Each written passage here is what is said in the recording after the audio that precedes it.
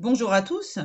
Voici la correction en vidéo de l'activité 4 sur la puberté, dernière étape de la mise en place du phénotype sexuel.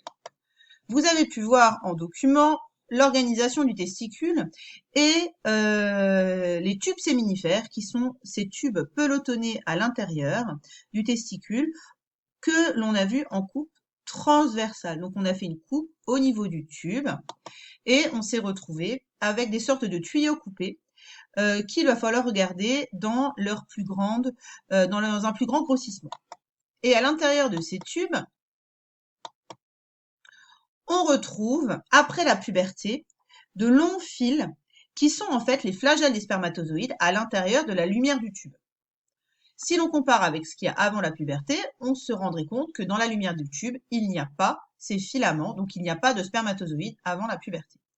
Ici, idem, on voit ces longs fils à l'intérieur de la lumière du tube qui marque les flagelles. Ici, on devine les têtes des spermatozoïdes. Ici, on voit bien les têtes des spermatozoïdes.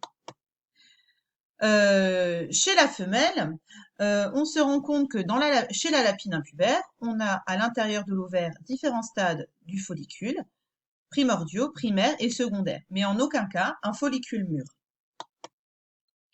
Ici, les différents follicules dans un schéma d'une coupe d'ovaire. Ce qui va nous intéresser, c'est celui-ci, à savoir le follicule mûr ou 2 de Graff. Donc, voici les follicules primordiaux, primaires et secondaires. Et c'est seulement après la puberté qu'on va se retrouver avec les follicules mûrs de 2 Graff, où on a vraiment des couches cellulaires avec des tecs, une couche qui s'appelle la granulosa, une cavité et 7 ovocytes. Donc, ici, le texte qui est la correction de votre activité avec l'intro. On cherche ici A, montrer que la puberté est la dernière étape de la mise en place du phénotype sexuel chez les hommes et chez les femmes. Et on voit qu'il y a 2 paragraphes, l'un pour la femme, l'autre pour l'homme.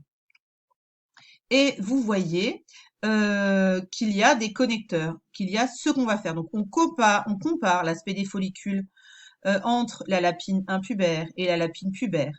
On le lit avec le document 3. On le lit à l'augmentation des œstrogènes. Et on conclut, on peut alors penser que les œstrogènes sont à l'origine des changements à la puberté. Chez l'homme, on fait la même chose. Ici, la phrase connectrice, il faut comprendre pourquoi on a des spermatozoïdes dans la lumière du tube à la puberté alors qu'avant on n'en a pas. Et bien pour ça, on utilise le document 4, qui est un document qui illustre un retard de la puberté chez un patient. Et on se rend compte que ce retard de puberté est dû à un taux faible de testostérone. Et donc, finalement, en faisant le lien avec le document 3, on remarque bien que l'augmentation de la testostérone est synchrone, c'est-à-dire en même temps que l'apparition des caractères sexuels secondaires. On a donc bien mis en évidence que l'augmentation des hormones œstrogènes et progestérone à la puberté est en lien avec la fonctionnalité des appareils génitaux, les follicules mûrs de 2 Graff qui sont capables d'expulser leurs ovules et les spermatozoïdes dans la lumière du tube séminifère. Ici, une dernière diapo qui est un schéma bilan que vous retrouverez dans le diaporama que je vous partage dans votre espace de travail.